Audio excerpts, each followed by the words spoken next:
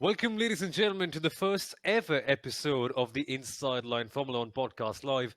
Let's be honest, there really is nothing else like doing something live in person while everything's going on. And frankly, from an audience perspective as well, and even from our perspective, speaking to you while everything's going on, just a completely different experience. My name is Soumil Arora. As always, you might have heard quite a fair bit of me on the Inside Line F1 podcast last year. And as usual, I'm joined by my co-host Kunal. Firstly, how are you doing, Kunal? Long off season this one, but finally we seem to be ready for the upcoming season.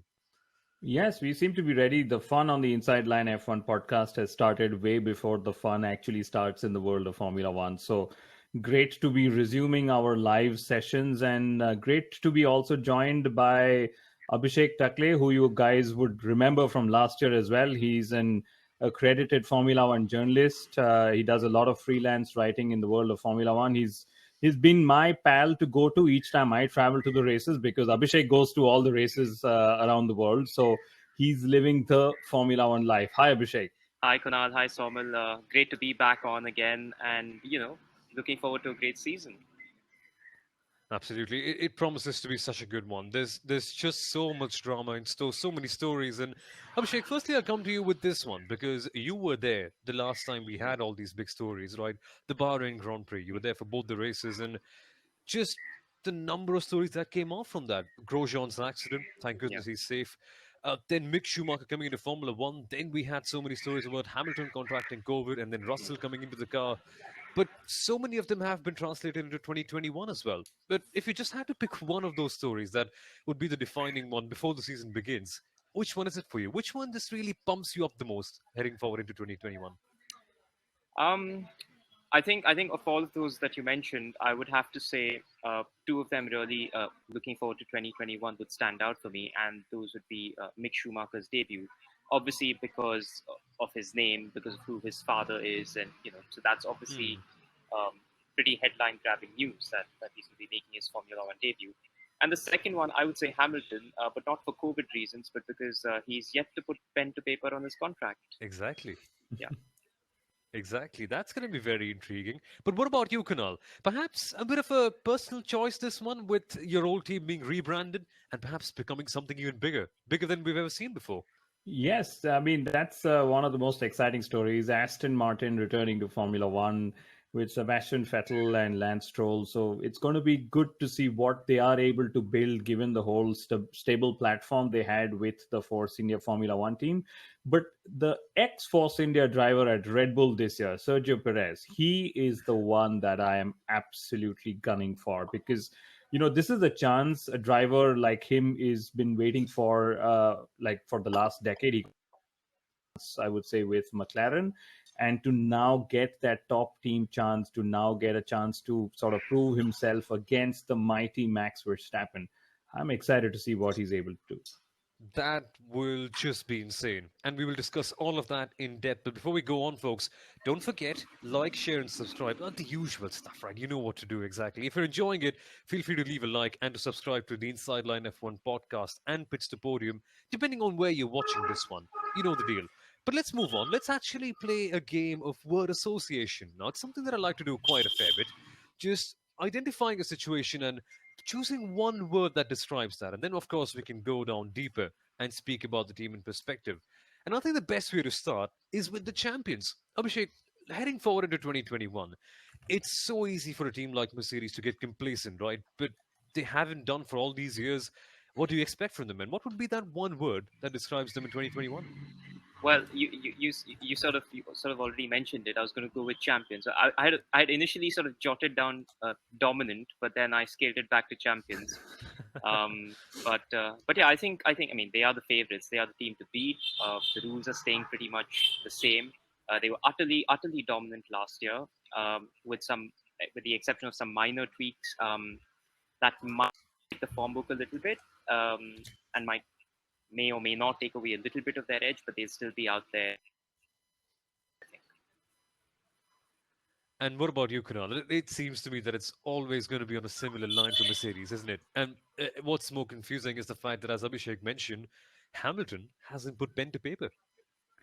Yeah, I mean, I suddenly feel like Shashi Tharoor, the Indian politician, because we're all here to choose that one word that would describe what the team's 2021 could or should look like. And, uh, if Abhishek's word was going to be dominant, I had written down dominance. Okay. And yes, it's not good for Formula One to sort of have one team take for literally 7 seasons now, Hmm. but there is a lot of pleasure in actually seeing what they're doing, because let's admit, all of us want to be as dominant in whatever else we do in life. For example, we want this to be the best podcast ever, getting all the millions of downloads, right? So when we see somebody else do the same thing, instead of sort of being jealous, I would love to see what they are able to build from for 2021.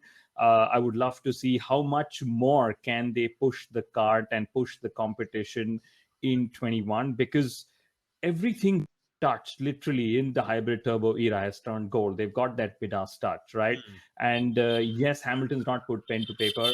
We know that, but I'm sure it's just one of those details that will fall in place. And frankly, the one thing, like we've been speaking, is uh, Mercedes is also going through churn internally. It's not the same team that's continuing into 2021. The famous dual axis steering is sort of been taken away, and all those minor tweaks that are usually put in place to stop the most dominant team have been happening in Mercedes's case. So Hmm. I'd love to see how they still jump through all of this and dominate in 21. It'll be fun to see what Mercedes do. But if history is a good indicator of what's to come, expect it to be yet another one for them. But what about Red Bull, Kunal? Because this is the one that really excites me the most among any other team. Honda quite clearly are leaving after 2021. So this is one last ditch effort that they've got. And they've said that we're going to commit everything to the project. Then you add in one Sergio Perez coming into the team. If I had to choose a word, it would be just really an exciting time for them. It's not one word; it's two, but still, you get the idea. I think my word for Red Bull would be challenge, because Hmm. that's the one thing they've been wanting to do pretty much every season, but haven't really done so.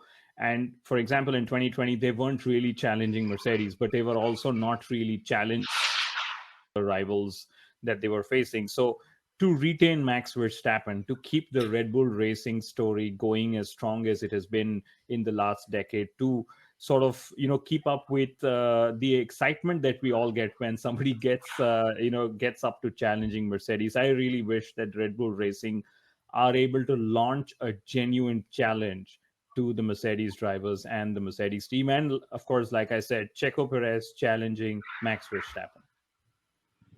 And what about you, Abhishek? Do you think that this sort of positive turbulence is going to be really beneficial for them, or could it just spill out Well, of favor for them? well, I don't know, great minds, I guess, but I was going to go with challengers instead of challenge. Um, but yeah, I mean, look, Red Bull every year they develop so strongly through the year, and then you think, in the need of even in the need of stable rule changes, you think they're going to carry that form over, but then they again seem to fall back at the start of the season, and then Hmm. they catch up, they catch back up, and then fall back again. Thing is, let's see how they do this year. The rules are staying extremely stable going into next year. So if they can carry over the sort of form they showed in Abu Dhabi uh, over into the start of the year, then I think Mercedes will have a fight on their hands. Um, Sergio Perez will bring experience to the team. I don't know if Max Verstappen, but he won't feel the pressure to go up against Max Verstappen in the same way that Albon did, because Perez is basically, he's a seasoned driver. Hmm. He's matured a lot over the years, so I don't think he'll be going out there under pressure to beat Verstappen, and that will help him deliver his best. And Red Bull will have, I believe, two cars in the fight against Mercedes, where last year they had one. So Exactly. um, so it should. I do hope they can offer up a tougher fight to Mercedes. Well, Abhishek, just slightly expanding on Red Bull for a minute, just going a little bit more technical. There were really big stories circulating that Honda, when they're really coming forward with a real good effort, and they're going to come up with the best possible F1 engine that they've ever come up with. Do you think that'll be enough? because the rules are similar. Of course, that favors Mercedes a little bit more because they already have the best platform. But what do you reckon they can do with that?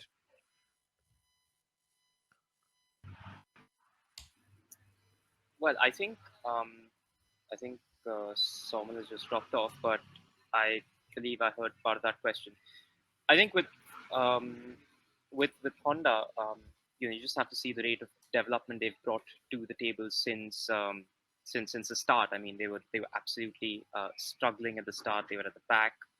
Um, Fernando Alonso famously criticized that engine as a GP2 engine, and just look how far they've come. So I think if they've got that momentum behind them. So if they say they're going to throw everything at it, I believe it's going to be a significant step up. Just going by that track record. Hmm. That's So I'm gonna have one more question on Red Bull. So I don't know, and again, this is something I've been wondering. Do you guys think that Red Bull Racing will allow Checo Perez to uh, challenge Max Verstappen, or do you think there'll be some team play out there? I think I think they don't expect Perez to challenge Max Verstappen. I think they expect him, in pure performance terms, to be beaten by Verstappen, but to be there supporting Verstappen, to be there, with two cars in the fight. Um, Plus, he's got sort of, like I said, he's seasoned and matured a lot. So bring that calm into the second car, that little bit of calm that can maybe temper Verstappen as well at times. And obviously, yes, I think for Perez, he's gonna be driving for himself. He's gonna be giving his best. But if he can't beat Verstappen, I don't think he's gonna be too hard on exactly. himself. I do think he will pick up the odd win, but he won't be hard on himself in the way Albon felt the pressure of not being able to match Verstappen, for example. So yeah, Interesting times. I- yeah. Interesting times indeed. But what's going to be more interesting, according to me at least, and I'm really looking forward to this one, is McLaren. Because the news came in long before McLaren were genuine top three contenders. And last year they did show that with Ferrari dropping out, they can bring the fight up by being the most consistent midfield team. Before this all happened, they announced that they're going to be going to Mercedes, a real statement of intent, moving away from Renault. It's a partnership that has acted as a very good stopgap one. It's allowed them to restructure after the rather dismal partnership with Honda, dare I say this one. And of course, there are a few technical challenges that are going to come up with this one. But on the whole, Kunal, seems like really exciting times for for McLaren, I beg your pardon. Where do you reckon they'll finish, and what do you reckon they'll do this year? So the word that I have actually written down for McLaren, and I'm assuming Abhishek would have something similar, if not the same, is fun. And it's something that has been very non or anti McLaren of the previous eras, or the non McLaren of the previous era, the Ron Dennises of the Hmm. world, making it such a strict environment to work with, which sort of makes racing seem as boring as it can get, and not basically allowing the drivers to have fun, at least publicly. And this era of McLaren, which is Zach Brown led, suddenly seems like everyone's having a lot of fun. And the drivers, the teams, the mechanics, etc., everyone is creating just so much positive energy around McLaren. Hmm. And now they've got the famous Mercedes engine in the back of the car. It's going to evoke a lot of nostalgia for all of us who've grown up through the McLaren Mercedes years. So I'm really excited to see how much fun they have on track, and if they're able to sort of keep the fight up for P3, and even more so how much fun they have in the garage with Daniel Ricciardo and Lando Norris.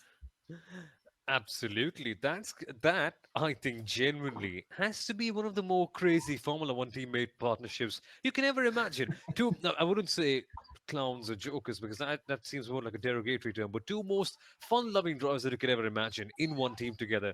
It's going to be havoc off the track. But on the track, Abhishek, clearly there is a lot to gain by the engine switch. Mercedes, Yeah. definitely the most powerful ones, but just integrating into the chassis is a very, very tricky challenge.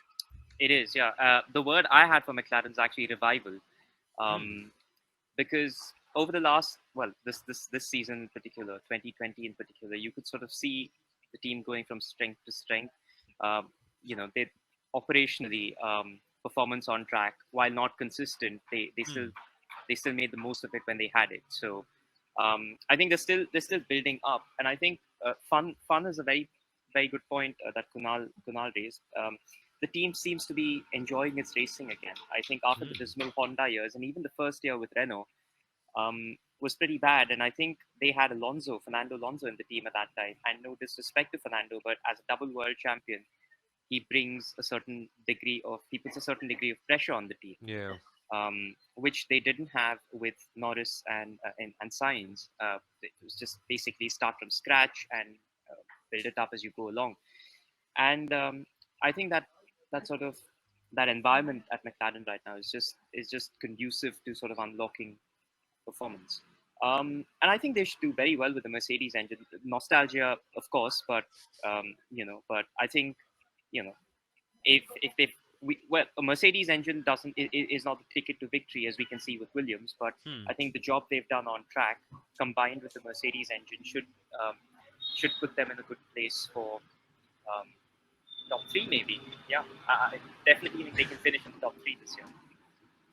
Who knows? It's a really good drive pairing. It should be really interesting to see how they actually integrate that engine, because this was not supposed to be a problem that they were having. They were supposed to come up and start from a very clean slate with the Mercedes engine, because this, of course, was supposed to be the year when we had the new regulations coming in. But never mind. We'll wait for that in 2022. But still, moving ahead, we still have quite a few good teams to discuss. And the next one, seriously, it's one that really excites me quite a fair bit. And I know I'm saying this for every single one of them, but it's just the case with all the teams, right? There's so much chopping and changing going on that it really keeps you on your toes. And as we discussed early on, Abhishek, it is Aston Martin. One Prince William or Prince Harry, or which one of those princes has their hair losing off? They've joined the team now, finally. Yep. Absolutely. Couldn't have asked for a better driver to spearhead a quintessentially British outfit, could you? I mean, um, but yeah, Prince William. I mean, yeah. Well, yeah. Prince William is their star. Sebastian Vettel, of course. We're all talking about Sebastian Vettel. He is their star signing. I think it's a great signing for the team. It's a real sort of uh, vote of confidence in their vision and their ambition. They've laid out. And for Sebastian, it's a second chance at sort of rebuilding himself, because I think Hmm. Sebastian Vettel, I don't think he's forgotten how to drive. He's not suddenly become slow, or he's not suddenly uh, become useless or something like that. But it's just that I think Sebastian's always been a driver who needs a certain sort of an environment around him to Hmm. thrive. He's a very sort of confidence driver. It's very much a head game with Sebastian, and I think in this environment, he will feel loved. He'll feel wanted. He'll feel relied upon in a way that he wasn't at Ferrari, especially after they signed Leclerc. Yeah. Um, and my word for them was basically, I think, optimism. Underdogs, because Hmm. yeah, they've always been an underdog team right from the time they forced India, and I don't see that changing. I think they've just got more underdog credibility now with their drivers and the fact that they're a full-fledged factory team. And let's also not forget that for a team like, what is the biggest thing holding back a Force India back in the day? It was the budgets. Basically, they couldn't spend Hmm. as much as a Mercedes. We have a budget cap coming in this year, and it's going to go on a sliding scale. So that should even the financial playing field out for teams like Aston Martin, basically going forward. Yeah. Kunal, I heard Vijay Mallya once say, and of course he is always very confident in the way he speaks, always very bullish about the scenario. And he once mentioned the phrase that really sticks by me. He said, "Pound for pound, world champions." Can you say the same thing coming into 2021? You know, I can tell you with a lot of confidence that there was a lot of marketing angle we had put in place while we made a statement like that. It of course held true, because and it still holds true. There's a reason why we are saying they're credible underdogs and how they sort of performed in 2020 and so on. I think it holds true in a lot of what we are expecting from them for 2021 as well. Like Abhishek said, funding and budgets were always a problem. I can tell you, cash flow was always a problem. With the Stroll ownership coming, that's the one thing that they've sort of fixed. And as we can see, the management has largely remained the same on the technical side of things, which also shows that inherently there was a very good team that just needed a bit of oiling to sort of get going, and that oiling has sort of fallen in place for them. They've got a fantastic, car brand, calling themselves a works team as well, Hmm. right? And the word I've actually put forward for them is prove, because there's a lot that they need to instantly start proving. Hmm. Aston Martin before this was, partnering with Red Bull Racing, winning races, getting onto the podium frequently. Now they are sort of falling back into, P3, P4 competition that's there. Sebastian Vettel, like Abhishek also said, second life. He has a lot to prove again to sort of at least retain his legacy in the sport, right? Because that's the one thing that got overwritten so quickly and so badly in the last two seasons at Ferrari, that he's going to be sort of looking to prove that he's still the same driver, just doing better in a different team. And then Lance Stroll, unfortunately for him, I think he will constantly need to keep proving himself. I think even if he gets a couple of race wins, which may not be in store for 2021 at least, I think he will always be branded as a paid driver, a driver who's in the Hmm. seat because his father owns the team, and all the other explanations that go with it. So for Stroll, it's also going to be about further keeping on proving himself as time progresses with Aston Martin Racing. And let's move on to a team with two rather young drivers and a new name as well. It's Alpine, with one of their two-time world champions competing in the young driver test. You know exactly what we're talking about. But what word would he have in mind for Alpine, Kunal? It seems to be a fresh start, at least on the marketing side of things. Is it really a fresh start in the operations side? I think the word I've written down for them is re-energize, Hmm. because that's what they're trying to do with the rebranding, with getting Fernando Alonso on board. They've had a couple of management changes. Our favorite Cyril has, of course, left the team. We don't know now if he's going to get the tattoo he Ah. should, and so on. But there is something about Renault which we are all nostalgic about because of what they sort of represent in Formula One. But at the same time, there is this inherent belief that they haven't achieved as they should in this hybrid turbo era. I mean, if we were to look one era back, during the V8s, they were the dominant manufacturer at the engine manufacturer at that time. Hmm. And 7 seasons in, they are still literally struggling to get this all, get the whole formula right, with what we've currently sort of going to be racing in 2021 as well. So for Renault, I really hope that they, or rather Alpine, I really hope that they re-energize. And I'm pretty sure I'm not going to be the last one calling them Renault even this season. Abhishek, Davide Brivio, Suzuki manager, we saw them do excellent things in 2020, and it's an organization that has probably been built from the ground up. Is he going to be the game changer this year? It's possible. I mean, you see how much management changes can actually unlock potential within a team. Hmm. We've seen that countless times in the past. I mean, um, classic classic example would be Mercedes. I mean, under Toto Wolff's management, I mean, you've had key staff come and go, and the team is still sort of maintained its sort of dominance over the years, the turbo hybrid years certainly. You look at McLaren. The management changes they instituted have worked so well for them. So it's I think, I mean, so some management changes do definitely play a part in unlocking performance. The word I had jotted down for them, in hindsight, I should have jotted down the word young, because I mean, as Alpine, they are a young team. They have the youngest driver lineup on the grid. Uh, a completely unproven, unknown world champion. Um, but yeah, but I jotted down Alonso because he is, his comeback is the story there this season, and how he fares. Again, he's got to be managing his expectations. He can't get frustrated the minute once it becomes clear they're not going to Exactly. be winners. So I think that managing those expectations and managing his sort of let's say his temper is going to be key to sort of, yeah. Yeah.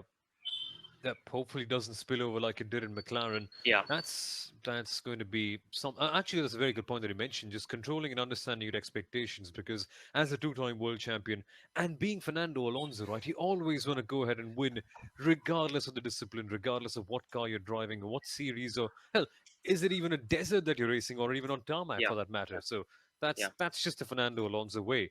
But Fernando Alonso once used to be a part of a team that was serial winners rather, and now they said that they're in for a season where they could finish third. What word do you have in mind for them, Abhishek? We're of course talking about the Scuderia. New drivers coming in, but still very much the same on the management side, with Binotto yeah, still heading in the team. yeah. The word I have for them is ailing. Um, Oh, I know it might be a bit harsh, but but they did have a terrible, terrible year last season. Their worst season since 1980, the first winless season since 2016. Yeah, with Ferrari, in a way, I'm glad they stuck with Binotto, because Binotto is one of the problems with Ferrari has always been the team reacting to pressure from the Italian media and sort of hmm. making these knee-jerk changes. I think a period of stability will do them. But they were kind of caught out last year because of the whole engine saga, Yep. the legality and all of that. So they were caught out by that. So I think yeah, they've set sensible expectations this year. Is it going to be an easy top three for them? No, because like I said, McLaren is looking good for a top three finish. They're going to have to fight it out. But you know, they say the engine is showing them some encouraging numbers in, on the dyno. So hopefully they are. They're not going to be winners. They're not going to be championship challengers. But top three, I think, is a sensible target to set for them. Hmm. Yeah. Statistically, Kunal, sixth worst season for Ferrari in their history, as we uncovered on Pitch to Podium recently. Uh, is your word a lot more optimistic than the stat? I'm afraid no. My word is embarrass, and I'm going to Oh, say it. oh, I hope they do that's not direct. embarrass the Tifosi, their brand, what they stand for, their history in 2021. Yes, there are there are positive signs. I think they've found 50 horsepower extra on the dyno. That's what they've been saying. And we just touched upon the legality of their engine sort of caught them back. But my other reason to sort of put the word embarrass, or rather let's hope they don't embarrass themselves and all of us, is the young driver lineup. What I really like about the youth is they just want to drive whatever car they get as Hmm. quick as they can go. We saw that with Leclerc, versus say Sebastian Vettel, who needs a proper car and it needs to be set up, and Leclerc would just come and drive the wheels of that car and still end up going quicker. So that's one approach I'm assuming that Leclerc and Carlos Sainz Jr. will bring to Ferrari, right? But beyond the point, I hope that there is sufficient experience within the team to sort of help them bail out of the technical issues that Yeah, can still make them slow in Formula One. And we know how technically challenging each season becomes with even small changes, as we are exactly. seeing in 2021. So let's hope that they've got sufficient experience, and this could mean putting Luca Badoer in the car, at a couple of private tests to try and get some understanding of what's happening. But yeah, so I hope they don't really end up embarrassing themselves. And I think Charles Leclerc will still be the one shining bright light in Ferrari. Like we've said on the Pits to Podium and Inside Line F1 podcast, that even though Ferrari weren't shining in 2020, Charles Leclerc's 2020 Yep. was sort of better than he was in, say, 2019. Absolutely. Leclerc really, really a shining light. Reminded me a lot like Fernando Alonso back in his Ferrari days. Let's just hope that there's more success waiting in that particular pathway. But right across the board, not right across the border, right across town pretty much. We've got AlphaTauri, another team based in Italy. Of course, the spirit of it is very much Japanese as well, with Honda also being their engine manufacturers. And now with Yuki Tsunoda coming in, there's this extra flair and it's just sort of really good positive vibes surrounding the team this year, Kunal. And they backed it up with some really good performances last year too. Well, what do you expect from Alpha Tauri? And what would be your word to describe them this year? This was actually the toughest team I could not find a word for, right? And I then remembered what Christian Horner said, that Alpha Tauri has gone from being a junior team to a sister team, and Hmm. I okay, I don't know what the next word could be. Is it going to be mistress team? Is it going to be daughter team? So, but yes, I mean, on a more serious note, I think the one word I actually wrote down, which is something that even Shashi Tharoor might have to Google, is Yuki, because there's a lot of positivity around Yuki, especially given how he's come up the ranks, and Honda believes in him so much, given what he did in Formula 2 last year, right? So I think Yuki Tsunoda is going to be the driver to watch out for, even more so from a Red Bull Junior driver program, right? Because with Checo Perez in there, Red Bull have sort of said, guys, that's it. We don't have somebody who can sort of match Max Verstappen yet, so we're going to look outside of the program, right?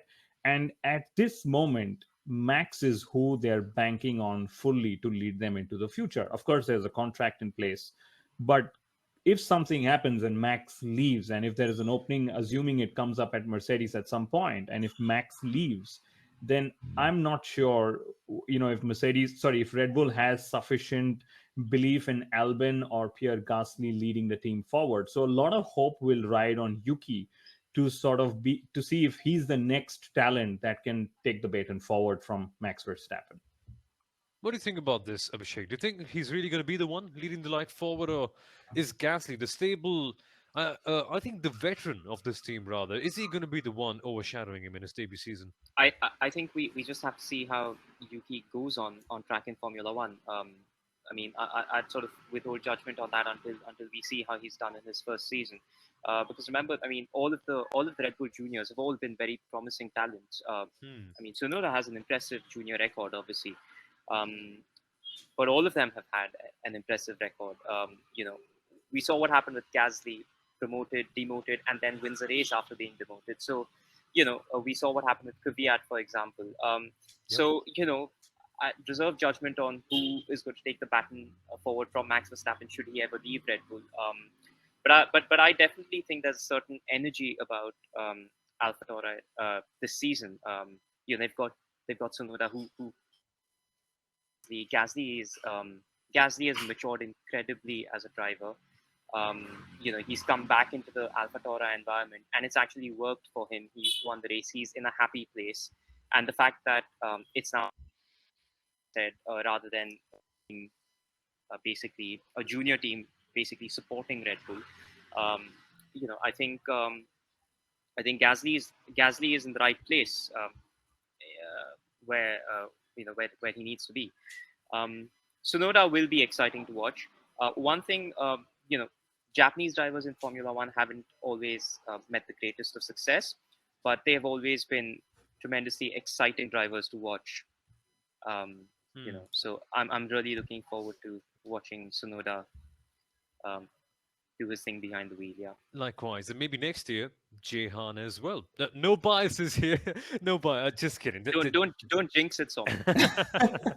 I would. I'm knocking on some wood as I say that. Hopefully that does come true next year. But moving down, it's Alfa Romeo Racing Team, and there's been some positive news coming around them about perhaps something happening in the future with the Sauber name coming back. The team very much still remains Sauber, but it's called Alfa Romeo still, and it's just I don't know one of the most dull stories heading into 2021 because there really is nothing that's changed about them. But stability can be good. Stability can be the way forward, Abhishek. What do you think? Yeah. The word I struggled to come up with a word for them, so I just wrote "boah" because I think that's just no disrespect to the team, but it's just that like you said, it's stability. There's not much changing with Alfa Romeo.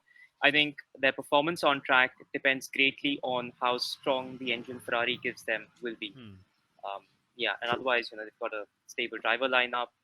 Giovinazzi did well last year. Let's see how he goes this year, how he continues to develop as a driver. And well, Kimi is going to be Kimi, so yeah. So Nothing unexpected in that department. hmm. All very stable. There's a word in Hindi for all of our international viewers. It's called ठीक है. It's all right. It's fine. They're just the way they are. Let's see what happens. They're still at the mercy of Ferrari in terms of what kind of a car they get. But what kind of a car do they get from Ferrari this year, Kunal? It's a lot of hopes will rely on Ferrari's engine, especially for their customer teams. I think the next one is also going to be a customer team of Haas. But Yep. the one word I actually wrote down for Alfa Romeo was to re-impress, because, like you said, Hmm. Soumil, it's a very dull story getting into 2021. Yes, it's stable, but it's so stable to the effect that we know they're going to be fighting for the bottom three positions, Yeah. unfortunately. And I've got some really good friends working with Alfa Romeo, Sauber, Orland Racing. Okay, and I know how hard they're working, and I think it's time they sort of re-impress all of us with all the glory days of Sauber Motorsport as we remember them. And I think also somewhere they need to build some driver strategy, because I don't know how many more years is Kimi Raikkonen going to race. And you know, if should he retire at the end of 2021, which I don't think so. I think he'll probably do one more season in the new era. They will suddenly be banking on Giovinazzi and say Yep. another random driver they'll need to pick from the pool, right? And yes, Giovinazzi did fairly well last year, but for some reason he's never spoken about in that bright a light as his performances, sort of speak for themselves. So uh, Hmm. it's gonna be interesting to see how Sauber try and bring back all that nostalgia, and sort of, it's going to be their 51st year in motorsport and so on. And also from an Alfa Romeo perspective, I think they're the one car manufacturer that has the least recall. I mean, not that I've done a survey, but the other manufacturers are fighting all the way at the front, and Alfa Romeo is still the least visible, amongst that group. So interesting times ahead for the team, I would say. Yep, interesting times ahead. Stable times for sure. But let's see how that goes. Let's see where they go ahead. But from something very stable, we straight away are diving into a rather spicy pan where everything's all jumping. There's hot sauce, there's controversy, it's all that you could ask for. Haas. Now, do we start with speaking about Haas on track, or do we inevitably go to the elephant in the room? Where do you think we should begin, Kunal? I think we should go to the elephant in the room, right? Okay. My word for Haas that I've written is Netflix. Okay. They're going to have Gunther Steiner, the star of all Netflix shows. That's definitely going to work for them. They're going to have the Schumacher name in the team in 2021. Trust everyone to milk the surname. Poor Mick, even if he's not going to perform, he's still going to have to sort of put up a brave face just because he's a Schumacher. And as Yep. that said, I'm really hoping he does perform, because again, lots of nostalgia in what he represents, and so on, especially with what his family's been going through for the last 8 years. Hmm. And then Nikita Mazepin, there isn't a bad boy in Formula One as we speak. I think Kimi Raikkonen was the quintessential bad boy of the past, but now suddenly he's very Bad. statesmanlike. And and Nikita Mazepin is trying to sort of fit into this bad boy image that the sport, in my view, doesn't sort of need. We love drivers like Daniel Ricciardo and Lando Norris and all the fun they have, and they'll be fighting on track, but off track they're there's a lot of brotherhood feeling amongst all of them. So I'm Hmm. not sure where Nikita Mazepin fits in all of that, but yes, I think we'll see more of Haas on Netflix than in the 2021 Formula One broadcast. What about you, Abhishek? Well, inevitably, a lot of it is going to be influenced by Nikita Mazepin and all the drama that's been happening surrounding him. But Yeah, yeah, is there really any potential? Because apparently there were stories circulating that Haas have been working closer with Ferrari this year. yeah, yeah. They've had an exchange of staff that have been brought in to bolster the team. I imagine because Mick Schumacher is going to be making his debut, and yeah, I mean, look, everyone wants everyone wants Mick Schumacher to do well. There's the pressure of the surname, but there's also, like, because of what's been going on, the struggles his family has gone through in the last few years. Yeah. Uh, there's a lot of goodwill around Mick Schumacher, and generally a feeling of, yes, that's, come on, you can do this, sort of a thing. So Hmm. of course that brings with it an immense amount of pressure. Um, the pressure is going to be higher than it ever was on Mick, but he's handled it so well so far. He's handled Exactly. it. He's handled it. He's been very impressive. The way he carries himself. Um, the way he sort of goes about his driving, goes about his media interviews. He's a very, very down to earth, very, very down to earth young guy, and yeah. So I think he can cope with the pressure. I think he definitely can cope with the pressure. He's got it in him. And that was my word for Haas actually. Schumacher was my word for Haas because that was a big story. So and Hmm. as for nostalgia, you're gonna have a Schumacher, you're gonna have a Verstappen, you're gonna have an Alonso, you're gonna have a Raikkonen. Um, you know, yeah, it's a nice feel good sort of a story. As for sort of uh, Netflix, yeah, I think Netflix are gonna have a field day with um, Steiner and Mazepan. I think, yeah, yeah. It So. it is just pandemonium at Haas. Just the complete opposite situation in on the other side of the Well, garages. actually, yeah, well, I wouldn't describe it as pandemonium. It's actually a very well-run team. It's a fun team. Yeah. Yeah. I mean, Gunther Steiner doesn't hold anything back, but that's great. But then, operationally, it's actually a very very well-run team, and it's a very Hmm. friendly team. It's a very open team as well. So I wouldn't quite choose pandemonium, but I would say it's going to be interesting. Yeah. At least from the outside. Mm, Because the PR department, not by their own admission, are facing a few troubles mm, considering all that's happening, right? mm. And you cannot blame them for how they've handled it. But again, that's a discussion for some other day. That we shall get down into sometime later on. But the last team, and a rather good story, this one, a feel good story, is Williams. A fresh start, new ownership. This is finally the year when they prove their impact because I think it's been, what, 3 or 4 months since the new owners came in. Enough time to make some medium term changes, if not really long term ones. Where do you reckon they go from? Where do you reckon they go to, rather, Abhishek, with this one? Because Yeah. it's a fresh start. Of course, the chassis is still very much the same because I haven't got time to change that one. But Mm. I've heard that a new management, as you mentioned early on, can really come in and change the environment, and perhaps that is exactly what Williams need at this stage. Yeah, I think the word I wrote for them was progress. Hmm. Because I mean they finished back of the grid, bottom of the table again, with no points. But having that doesn't quite tell the full story because they compared to 2019 they had a much stronger 2020. The car was much more on pace than their 2019 car. Yep. George Russell did some phenomenal driving in qualifying, particularly getting the car out of Q3. He was brilliant. He could have scored points. It would have they would have had points on the board. For example, at Imola, where that unfortunate mistake cost Russell and Williams points. But Yeah. yeah, as you say, new owners, and I think what the new owners have really brought to the table is stability, financial stability mainly, which is extremely key in Formula One today, even with the budget cap coming in. They've got that stability. They're forging closer ties with Mercedes as well. The gearboxes, hydraulics, something they under the Williams family they said they would never do.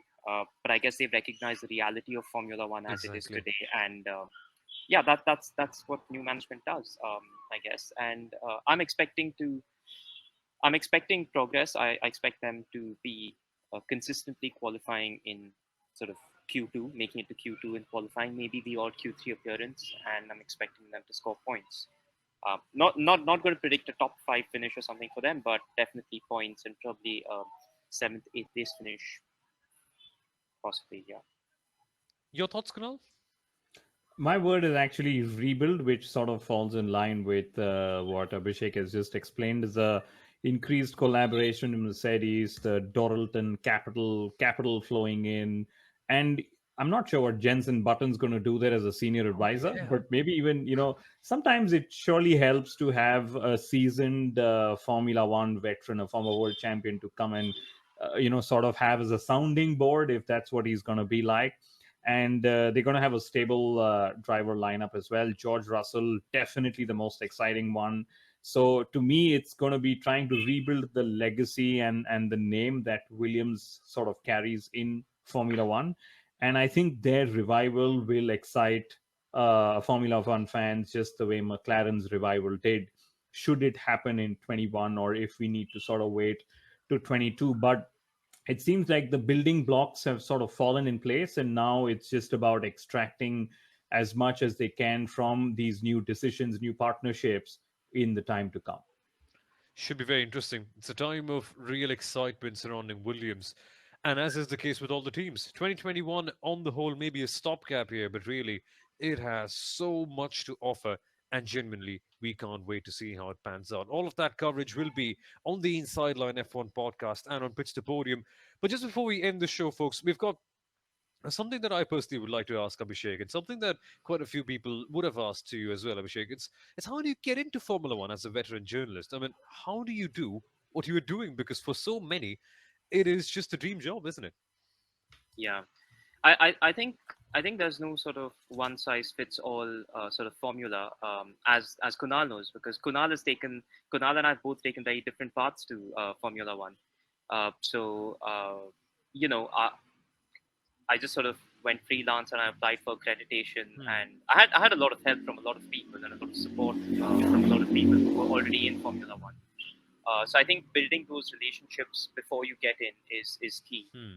Uh, because yeah, those relationships are ultimately what um, because you when you get in, nobody knows you, so simple thing like accreditation, someone can vouch for you, and it also means as a freelancer, the more relationships you have, the more work comes your way. So I would say, yeah, just reach out to people, just reach out to journalists, reach out to whoever your heroes in the journalism world are. The established names and all of those guys, and they're all very very nice and helpful people. So um, that's what worked for me. And Kunal obviously took a very different path. So Yeah, I mean, just to add to what Abhishek is saying, I think even somebody who's aspiring, just start your own blog, get writing. It's easy to do all formats of content now, whether it's text, audio, or video. So Hmm. get into the groove, have enough content that you sort of keep doing, so you have practice. And finally, it's the network and the relationships that will help drive you closer to Formula One. It's a very difficult bubble to break into, but it's not impossible. Absolutely isn't. And if you're interested and if you have done a bit of writing yourself, we are having a few posts open on Pitch to Podium. So if you're interested in being a feature writer, video editor, or for that matter, even a social media manager, just DM us on Pitch to Podium on our Instagram page and we shall be sure to respond to you. But on the whole, folks, a really fun live session, this one, the first of many. And what a way to begin. Seriously, thank you so much for being a part of this, Abhishek. We really had it's really enjoyed having you on here. And that was yeah, some it's really fun it's been a lot of takes. fun. Yeah, it's been a lot of fun. Thanks for having me on. It's been a pleasure. Yeah, nice seeing you guys, albeit virtually. And hopefully everything just ends and we're able to do that a lot more often in Yeah. the real world. But until then, folks, this is what we have, and we hope that you enjoyed it. And if you did, you know exactly what to do. Leave a like, subscribe to us. Subscribe or follow depending on whatever platform you're watching this on, and then we can see how it goes on from there. And we'll be coming up with a lot more Formula One based coverage on the Inside Line F1 podcast and Pitch to Podium. That is to